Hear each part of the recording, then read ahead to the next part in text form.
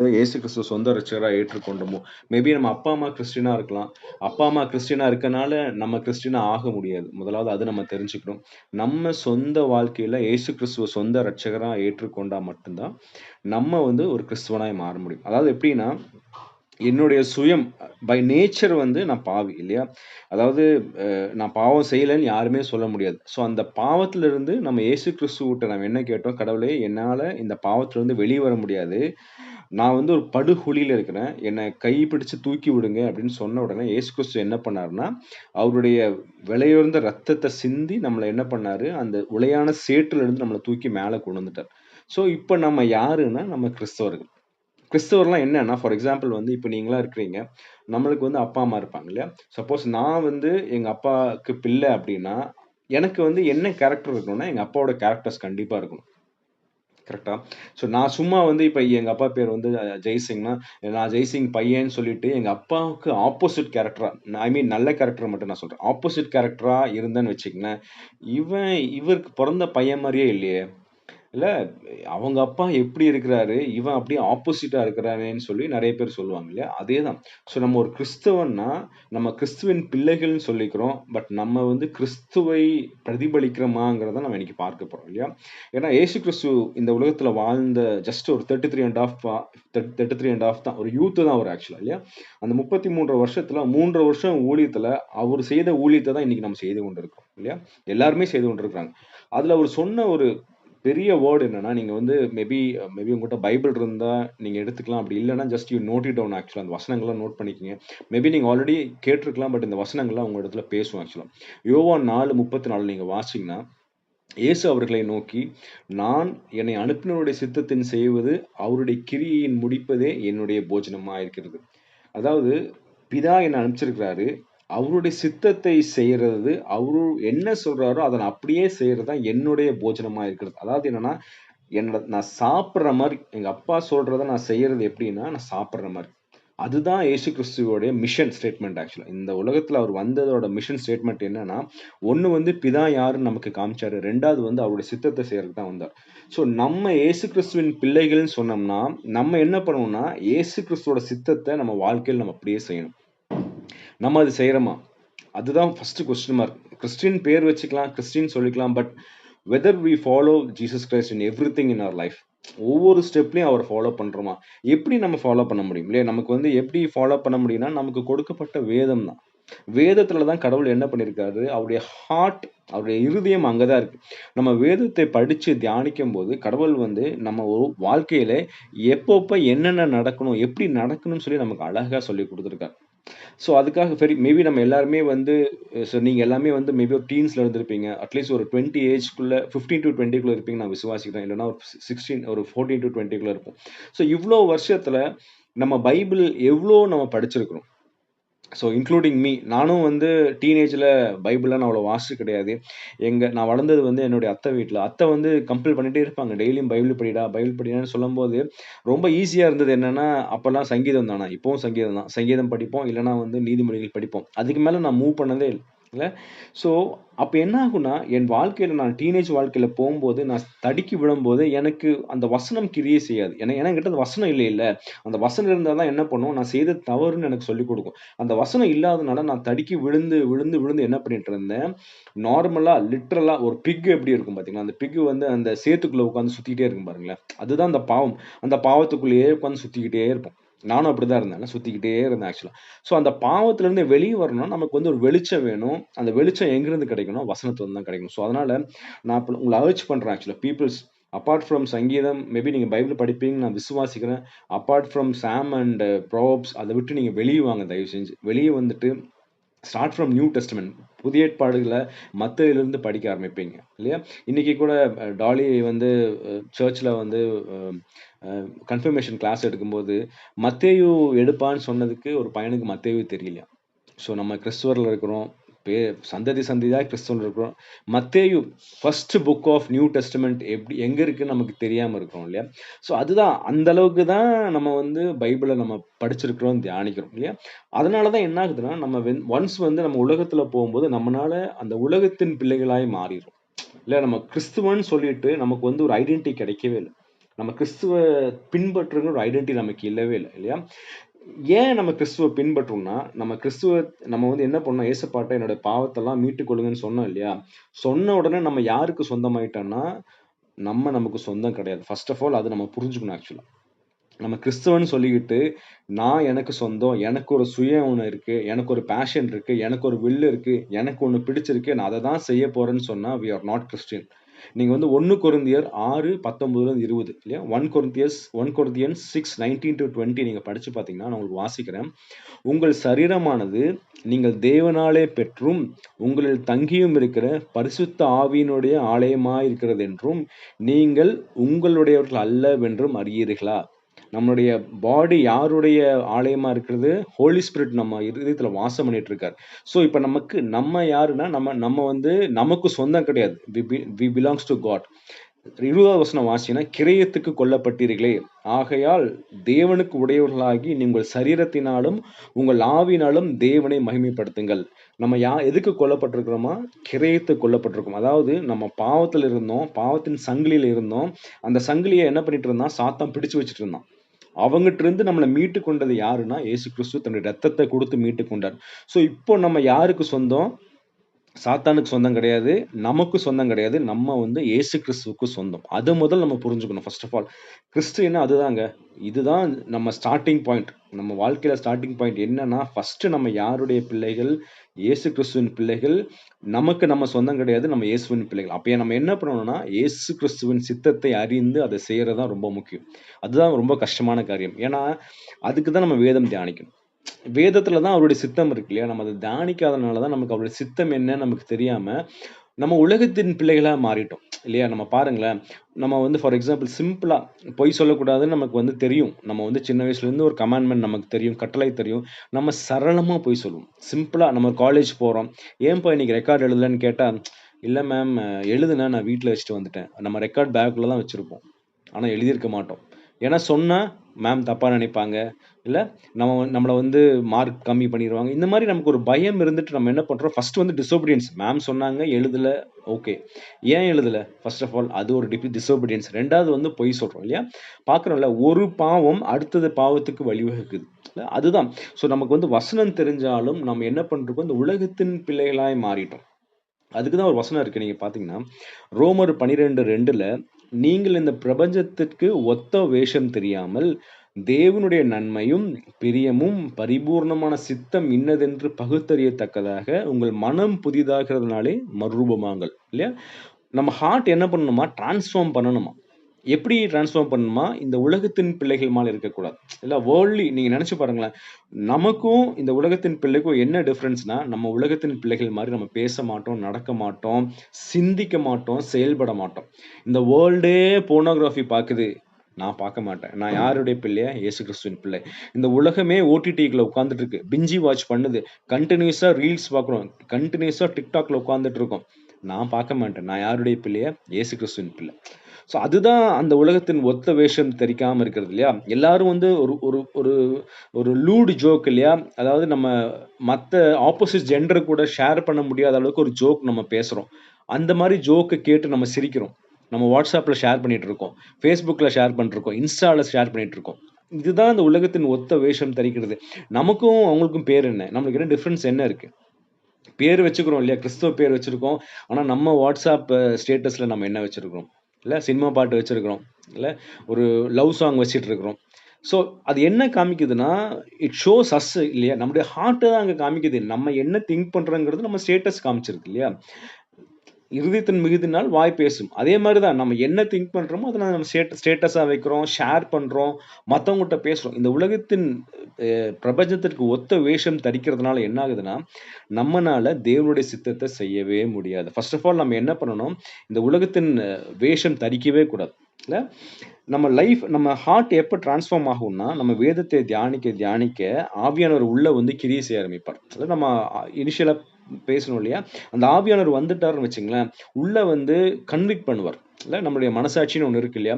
நார்மலா நீங்க பாருங்களேன், ஒரு ஒரு பாவம் நீங்க செஞ்சுட்டீங்கன்னா, ஆட்டோமேட்டிக்கா அந்த மனசாட்சி குத்துதா? குத்துச்சுன்னா, அந்த மனசாட்சி இன்னும் உயிரோட இருக்குன்னு அர்த்தம் ஆக்சுவலா. அந்த மனசாட்சி சொல்றது கேட்கலன்னு வச்சுக்கங்களேன், இன் இன் மீன் டைம் ஒரு 2 தடவ சொல்லும், 3 தடவ சொல்லும், ஒரு 5 தடவ சொல்லும், இல்லன்னா 10 தடவ சொல்லும். 11வது தடவ அது சொல்லவே சொல்லாது. நம்ம என்ன பண்ணுவோம், அந்த பாவத்த அது வந்து நம்ம ஒரு கேரக்டரா மாத்திருவோம். நீங்க பாருங்களேன், திருடுறவங்கலாம் நீங்க கேட்டு பார்த்தீங்கன்னா, ஃபர்ஸ்ட் டைம் பண்ணும்போது பயமா இருந்ததுங்க. செகண்ட் டைம் பண்ணும்போது பயமா இருந்தது. 3 டைம் நான் மாட்டல. அந்த அந்த தொழிலே எனக்கு வந்து என்ன ஆயிடுச்சு, கன்டினியூஸா அது தொழிலா மாறிடுச்சுன்னு சொல்லுவாங்க. அதே மாரி தான் நம்மளும் ஒரு பாவம் செய்றோம்.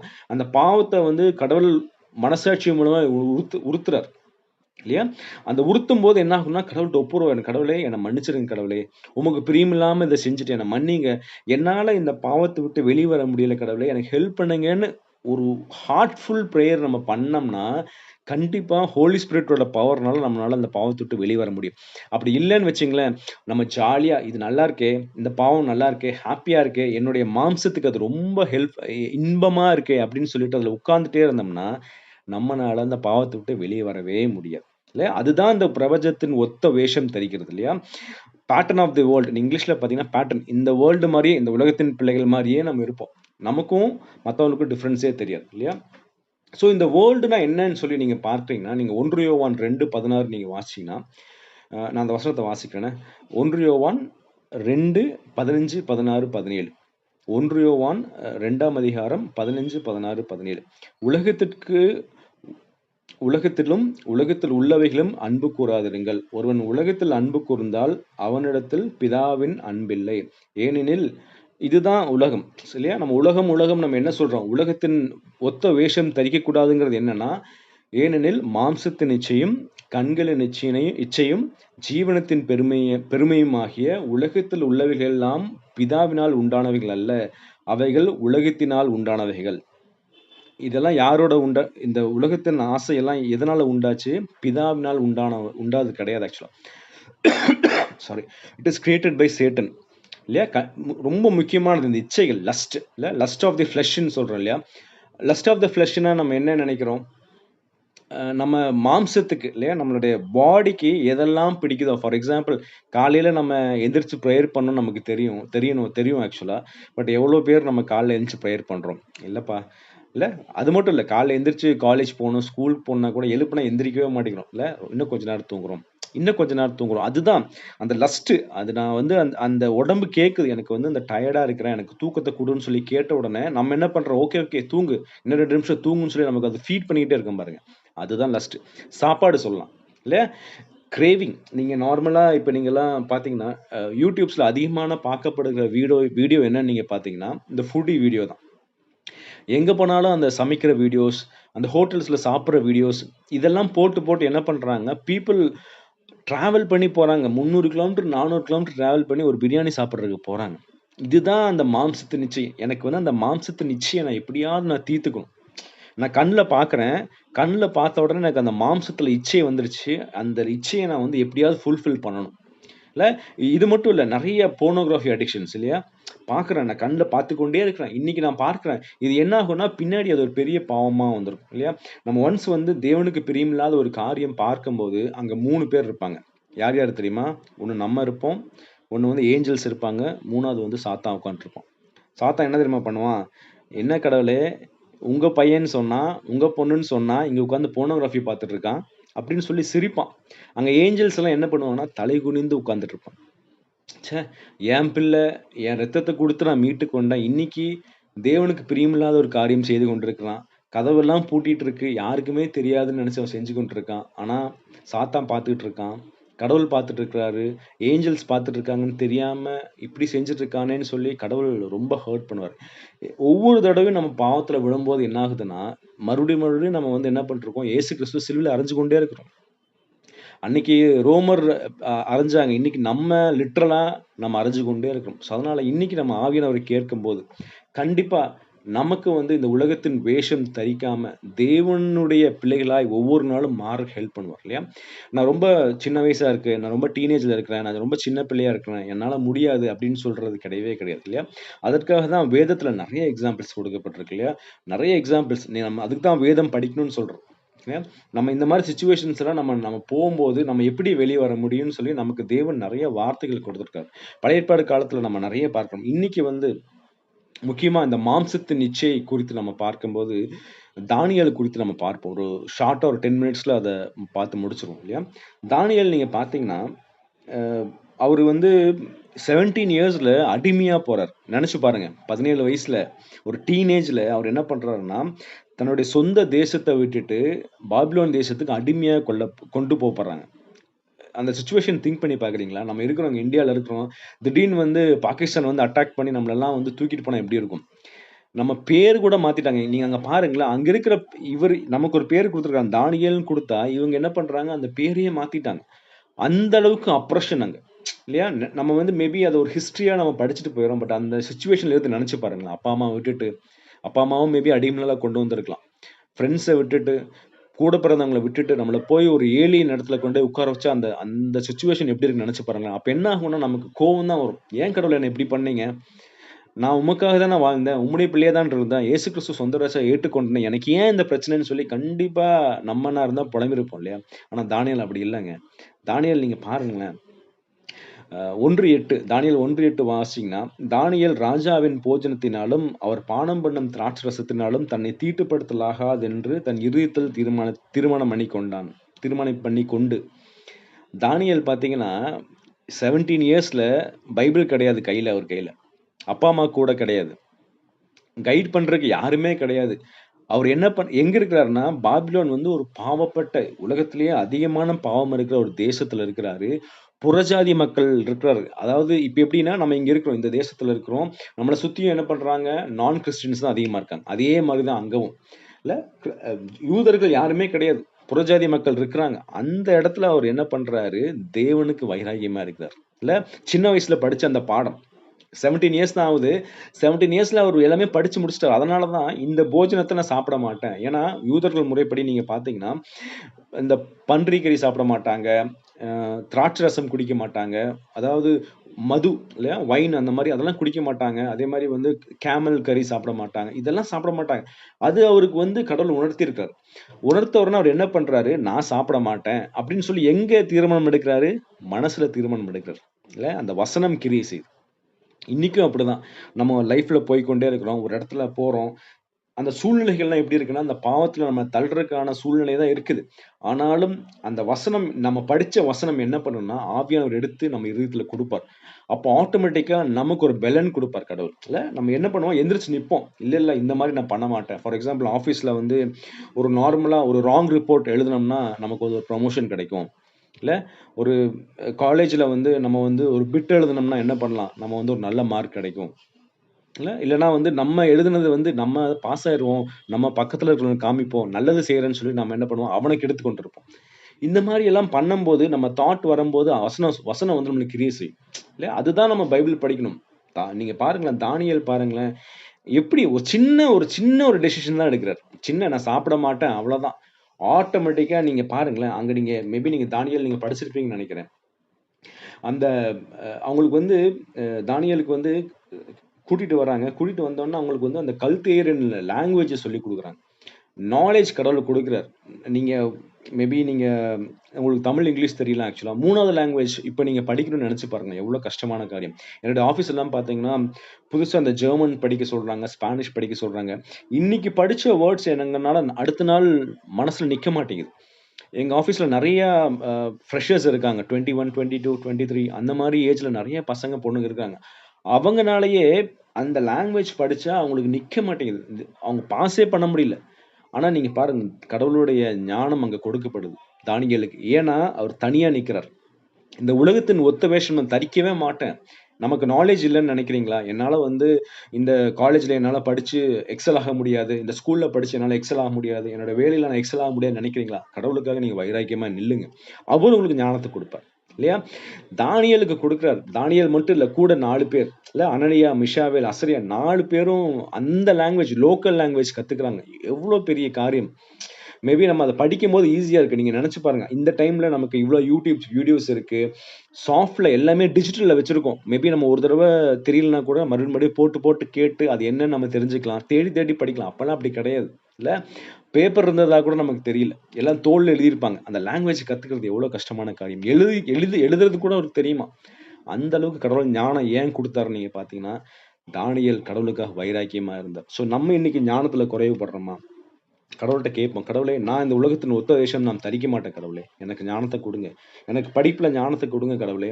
நான் உம்முடைய நாமத்த மகிமைப்படுத்துறதுக்காக நான் இன்னைக்கு வைராக்கியமா இருக்க போறேன்னு சொல்லி நம்ம கடவுள்ட்ட நம்ம ஒப்பு கொடுப்போம். கடவுள் ஸ்ட்ரென்த் கொடுப்பார். நம்ம சுயத்துல நம்ம நிக்க முடியுமா? கண்டிப்பா நிக்க முடியாது. ஆனா கடவுளுடைய ஸ்ட்ரென்த்ல நம்ம நிக்க முடியும். அது மட்டும் இல்லங்க. தானியேல் வந்து எத்தன ராஜா கீழ வேலை செஞ்சிருப்பான்னு நினைக்கிறீங்க? 4 ராஜா. 4 ராஜாக்குமே ஒரு பிரைம் மினிஸ்டரா இருந்திருக்காரு. இல்ல?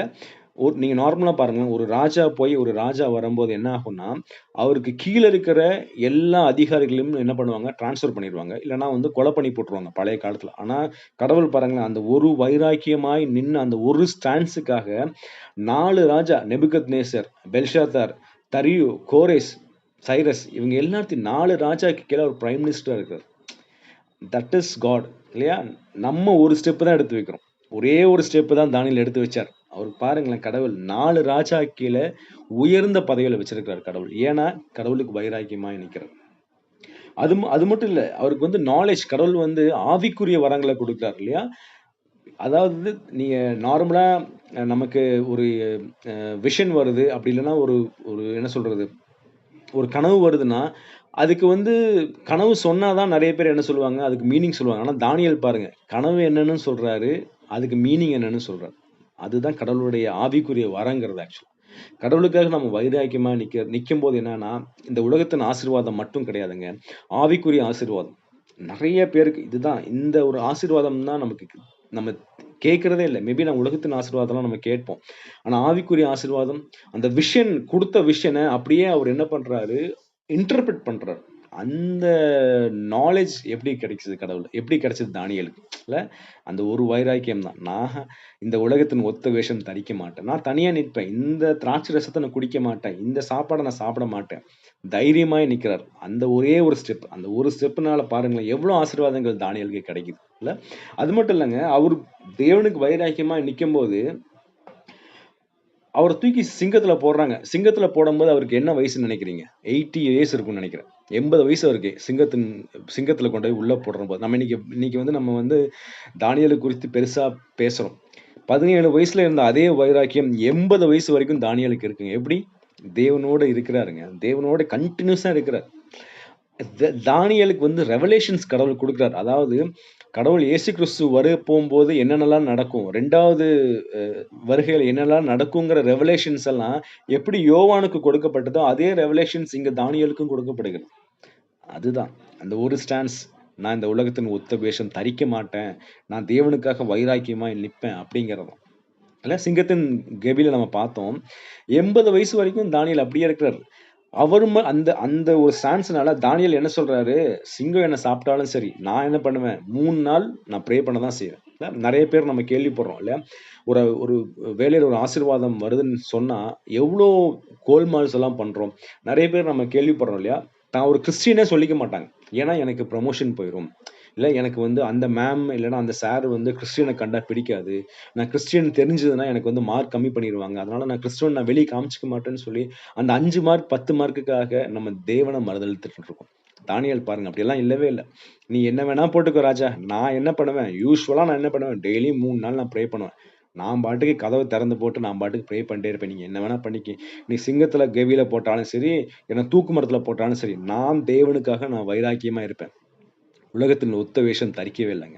இல்ல எல்லாருமே அங்க யாருமே ப்ரே பண்ணல. ஆனா தானியேல் மட்டும் தனியா நின்னு அவர் ப்ரே பண்ணிக்கிட்டு இருக்காரு. அதுதான். அதுதான் தானியேல் ஆக்சுவலா. அதனால தான் பாருங்களேன், நீங்க அந்த வசனம் நீங்க வாசிச்சீங்கன்னா, தானியேல் 6:26 தரியு ராஜா காலையில வந்து பார்க்குறாரு. சிங்கம் வந்து ஒண்ணுமே பண்ணல. அது பாட்டுக்கு சைலன்ட்டா நின்னுட்டு இருக்கு பக்கத்துல. இல்ல தேவதூதன் வந்து வாயெல்லாம் அடைச்சு போட்டாரு. சிங்கம் பாட்டுக்கு பேசாம நின்னுட்டு இருக்கு. அவருக்கு பார்த்தோனே நம்பவே முடியல. என்னப்பா சிங்கம் எல்லாம் உள்ள போட்ட உடனே அடுத்த செகண்ட்ல சாப்பிட்டுருமே. ஆனா இவரு அப்படியே உயிரோட இருக்காருன்னோனே அவருக்கு மலைப்பு தாங்க முடியல. அதுக்கப்புறம் அவரு சாட்சி சொல்றாரு பாருங்க. தானியேல் சாட்சி சொல்லல. தரியு ராஜா சாட்சி சொல்றாரு. தானியேல் 6:26 என் ராஜ்யத்தின் ஆளுகைக்குள் எங்கும் உள்ளவர்கள் யாவரும் தானியேலின் தேவனுக்கு முன்பாக நடுங்கி பயப்பட வேண்டுமென்று என்னாலே தீர்மானம் பண்ணப்படுகிறது. அவர் ஜீவனுள்ள தேவன். அவர் என்றென்றைக்கும் நிலைத்திருக்கிறவர். அவருடைய ராஜ்யம் அழியாதது. அவருடைய கர்த்தத்துவம் முடிவு பரியந்தம் நிற்கும். யாரு சாட்சி குடுக்கிறார்? தரியு ராஜா சாட்சி குடுக்கிறார். அதுதான் தானியேல். தானியேலோட ஒரு ஸ்டாண்ட் எங்க போய் நிக்குது பாருங்க. அந்த ராஜ்யமே வந்து கடவுள அறிந்து கொள்ளுது. டிக்ரி எழுதி போடுறார். சட்டம் போடுறாரு. முன்னாடி என்ன பண்ணாங்க? என்னதான் நீ வணங்கணும்னு சொன்ன அதே தரியு ராஜா, இன்னைக்கு தானியேலின் தேவன தான் நீங்க துதிக்கணும், வணங்கணும்னு சொல்லி ஒரு டிக்ரி போடுறாரு. அதுதான் தானியேல். இல்ல? ஸோ அதுதான் கடவுள் இன்னைக்கு எதிர்பார்க்கிறார். இல்ல? ஒரு ஸ்டெப் நான் இந்த உலகத்தின் வேஷத்தை நான் தரிக்க மாட்டேன். நான் இந்த சாப்பாட சாப்பிட மாட்டேன். அன்னைக்கு எடுத்த தானியேல் ஒரு ஸ்டெப் அவர் சாகுற வரைக்கும் பாருங்களேன், அவருக்காக வைராக்கியமா இருக்கிறார். இல்ல? அவரு மட்டும் இல்ல, அந்த தேசத்தையும் கிட்டத்தட்ட 120 தேசம் ஆக்சுவலா. 128 நேஷன்ஸ் ஆக்சுவலா. அந்த நேஷன்ஸ்க்கு முழுவதையும் கர்த்தருடைய வார்த்தை போயிருச்சு. ஏன்னா, தானியேல் அந்த ஒத்த மனுஷன். ஸோ இன்னைக்கும் மேபி நம்ம டீனேஜ்ல இருக்கிறோம். என்னால என்ன செய்ய முடியும்? என்னால தேவனுக்கு எப்படி வைராக்கியமா நிக்க முடியும்? நான் நான் என்ன பண்ணுவேன்? நான் ஒரு சின்ன பொண்ணா இருக்கிறேன். நான் ஒரு சின்ன பையனா இருக்கிறேன். அப்படியெல்லாம் கிடையவே கிடையாதுங்க. தானியேல் 17 வயசுல செஞ்சாருங்க. இன்னைக்கு நம்மளும் கண்டிப்பா தேவனுடைய வார்த்தைய நம்ம வாங்கிட்டோம்னா, தேவனுடைய வார்த்தைய நம்ம தினமும் தியானிச்சிட்டோம்னா, அது நம்ம கூட பேசுங்க. அது பேசினா போதும். ஆட்டோமேட்டிக்கா நம்ம இந்த வேர்ல்ட்லி பெர்சனா இருக்க மாட்டோம். இல்ல? நம்மளுடைய தாட்ஸ் எல்லாமே வந்து பரமதேசத்துக்கு போயிரும். நம்ம வந்து இந்த உலகத்தின் ஆசீர்வாதங்கள்லாம் நம்ம கேட்கவே மாட்டோம். தானியேல் நீங்க பார்த்தீங்கன்னா, கடைசியில சாக போற வயசுல கூட, "கடவுளே, இந்த ரெவலேஷன்ஸ் எனக்கு புரியல கடவுளே. இதுல என்ன மீனிங்ன்னு?" சொல்லி கேட்கிறார். கடவுள் சொல்றாரு, "போதும் தானியேலே, நீ போய் தூங்கு. அது இப்போ உனக்கு தெரிய தேவையில்ல. அது அப்புறம் தெரியும். நீ போய் தூங்கு." அதுதான். தானியேலுக்கு அந்த வாஞ்ச பாருங்க. எனக்கு இன்னும் கத்துக்கணும், இன்னும் கத்துக்கணும். அந்த ரெவலேஷன்ஸ் என்ன? அது என்ன? அந்த விஷயம் என்ன? எனக்கு அது புரியல, புரியலன்னு சொல்லி கேட்டுட்டே இருக்கிறார். நம்ம இன்னைக்கு என்ன கேட்கிறோம்? ஏன்னா நம்ம வேதத்த தியானிக்கிறது இல்ல. தேவனோடு நம்ம வந்து ஐக்கியத்துல இல்ல. இந்த உலகத்தின் ஒத்த வேஷம் நம்ம தரித்துக் கொண்டிருக்கிறோம். இல்ல, இந்த பேட்டர்ன் ஆஃப் தி வேர்ல்ட், இந்த வேர்ல்டோட பேட்டர்ன் நம்ம வந்து வச்சுட்டு இருக்கோம். அதனால இன்னைக்கு கடவுள் கூட்டிட்டு வந்தாருன்னா, it is a big miracle ஆக்சுவலா, இல்லையா? நெறைய நெறைய லீவ்ஸ் ஆக்சுவலா, நெறைய மேட்சஸ் போயிட்டு இருக்கு. இல்ல, இன்னைக்கு ஃபைனல் மேட்ச் ஆக்சுவலா. மேபி நெறைய பேர் அந்த மேட்சஸ் மிஸ் மிஸ் பண்ணிட்டு கூட வந்திருக்கலாம். இல்லன்னா உங்க ஸ்டடீஸ மிஸ் பண்ணிட்டு கூட வந்திருக்கலாம். ஆனா கடவுள் இன்னைக்கு பேசுறார். கிளியரா பேசுறார். இந்த உலகத்தின் ஒத்த வேஷம் தரிக்காதப்பா. நீ என் பிள்ளை. நீ உனக்கு சொந்தம் கிடையாது. நீ என்னுடையவள். அதனால என்னுடைய சித்தத்த அறிந்து கொள்ளு. இந்த உலகத்த விட்டுரு. இந்த உலகம் உன்ன என்ன பண்ணும்னா, கொண்டு போய் கீழ அமுத்தி போட்டுட்டு மறுபடியும் பாவத்துக்குள்ள தள்ளிரும். நீ என்கூட வந்துரு. என்னோட வசனத்த நீ வந்து அனுதினமும் தியானி. ஆவியானவர பெற்றுக்கொள்ளு. அவருடைய பலத்தினால நீ ஒவ்வொரு நாளும் நீ வந்து நடக்கலாம். அப்ப நீ என்ன பண்ணலாம்னா, இந்த உலகத்தின் வேஷத்த தரிக்க மாட்ட. தரிக்கலன்னா நீ மட்டும் தனியா நிக்க மாட்ட. உன் கூட எப்படி வந்து தானியேல் கூட வந்து பார்த்தீங்கன்னா, ஏன்னா தானியேல் மனசுல நெனச்சது, கூட என்ன பண்றாங்க, மத்த 3 பேர் சேர்ந்துட்டாங்க. இல்லையா? அனனியா, மிஷாவேல், அசரியா அவங்க 3 பேரும் மனசுல நெனைக்கல. தானியேல் ஒரு ஆள் நெனச்சாரு. அவருக்கு கூட 3 பேர் சேர்ந்துட்டாங்க. இன்னைக்கும் அப்படிதான். நீங்க ஒரு ஆள் தனியா இருக்கீங்கன்னு நெனைக்காதீங்க. கடவுள் வந்து உங்களுக்கு 3 பேர குடுப்பார். ஒரு பெரிய ஃபெலோஷிப்ப குடுப்பார். என்னால தனியா தேவனுக்கு பிரியமா இந்த இடத்துல வாழ முடியலன்னு நீங்க நெனைக்காதீங்க. நீங்க நிற்கும்போது உங்க கூட தோள் குடுக்கறதுக்கு இன்னும் 4 பேர கடவுள் குடுப்பார். இல்ல, குடுத்தது மட்டும் இல்ல. தேசத்தையே கடவுள் மாத்திட்டார். அதனால இன்னைக்கு நமக்கு வந்து இந்த வேர்ல்ட்லி திங்ஸ் எல்லாம் எடுத்து போட்டுட்டு, இல்ல, இந்த ஏஜ் வந்து இட் இஸ் இல்லையா? எல்லா ஏஜுமே வந்து ரொம்ப டெம்ப்டிங்கான ஏஜ். பட் ஆனா நம்ம கடவுள் கூட இருக்கும்போது, நெறைய டைம்ஸ் கடவுள் கூட நம்ம ஸ்பெண்ட் பண்ணும்போது, கடவுள் நம்மளுடைய வாஞ்சைய பார்த்து தானியேலைப் போல நமக்கு ஒரு ரியல் சூப்பர் ஹீரோவ கடவுள் குடுத்திருக்காரு தானியேல், இல்லையா? அது மட்டும் இல்ல. இயேசு கிறிஸ்து நமக்கு வாழ்ந்து காமிச்சுட்டு போயிட்டார், இல்லையா? அதனால நம்ம இன்னைக்கு கடவுள்ட்ட கேட்போம். கடவுளே, எனக்கு ஒரு தானியேலைப் போல, ஒரு யோசேப்பைப் போல, இல்ல, எனக்கு வந்து உம்மை பின்பற்ற எனக்கு கிருபை தாங்க கடவுளேன்னு நம்ம கடவுள்ட்ட கேட்கும்போது, கடவுள் ஒரு பெரிய காரியத்தை செய்வார். அதனால இன்னைக்கு நம்ம ஜெபிப்போம் ஆக்சுவலா. கண்களை மூடிக்கொள்வோம். மேபி இந்த வசனங்கள்லாம் நீங்க நோட் பண்ணியிருந்தீங்கன்னா, நீங்க தியானிங்க. தியானிக்கும்போது கடவுள் இன்னும் அதிகமான வெளிப்பாடுகள உங்களுக்கு குடுப்பார். கண்டிப்பா அட்லீஸ்ட் பெர் டே 30 மினிட்ஸாவது நீங்க வந்து பைபிள் படிங்க. 30 மினிட்ஸ் ப்ரேயர் பண்ணுங்க. 1 ஹவர் நம்ம கடவுள்ட்ட குடுப்போம். கடவுள் பெரிய காரியங்களை செய்வார். ஜெபிப்போம். ஸ்தோத்திரம் ஆண்டவரே, இந்த அருமையான இரவு வேளைக்காக நன்றி ஆண்டவரே. வந்த ஒவ்வொரு பிள்ளைகளுக்காக நன்றி ஆண்டவரே. தங்களுடைய சுயத்தை வெறுத்து, நான் சந்தோஷமா இருக்கணுங்கிற அந்த தாட் இல்லாம, நான் வசனத்த கேட்பேன் அப்படிங்கிற ஒரு தாட்டோட வந்த ஒவ்வொரு பிள்ளைகளுக்காக நான் ஜெபிக்கிறோம் ஆண்டவரே. பிளஸ் பண்றோம் கடவுளே. உமக்கு பிரியமாய், வைராக்கியமாய் எழுந்து ஓடுகிற பிள்ளைகள் மாற கிருபை தாங்க ஆண்டவரே.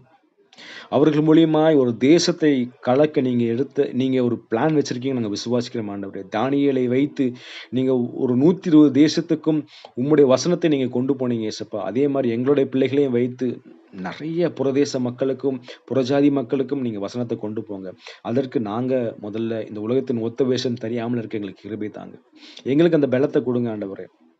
ஆவியானவர் அபிஷேகத்த குடுங்க. எங்க சுய சித்தத்தினால எங்கனால செய்ய முடியாது. ஆவியானவரோட சித்தத்த ஆவியானவருடைய அபிஷேகத்த எங்களுக்கு குடுக்கும்போது நாங்க செய்றோம் ஆண்டவரே! அப்படின்னு சொல்லி நம்ம கடவுள்ட்ட கேட்போம். கடவுள் இன்னும் நம்மள வச்சு இன்னும் பெரிய காரியங்கள் செய்ய போறார். ஆமா ஆண்டவரே! நீர் இந்த வசனத்த குடுத்ததுக்காக நன்றி ஆண்டவரே! இது கிரியை செய்யத்தக்கதா கிருபை தாங்க. எந்த பறவைகளும் எடுத்துவிட்டு போகாதபடி நீங்க பாதுகாத்துக் கொள்ளுங்க. எங்க இருதயத்தில இந்த வசனத்த நாங்க வைத்து, வைத்து அதன்படி நடக்க எங்களுக்கு கிருபை தாங்க. நீர் அப்படி செய்ய போற கிருபைக்காக நன்றி. இயேசு கிறிஸ்துவின் நல்ல பிதாவே. ஆமென்.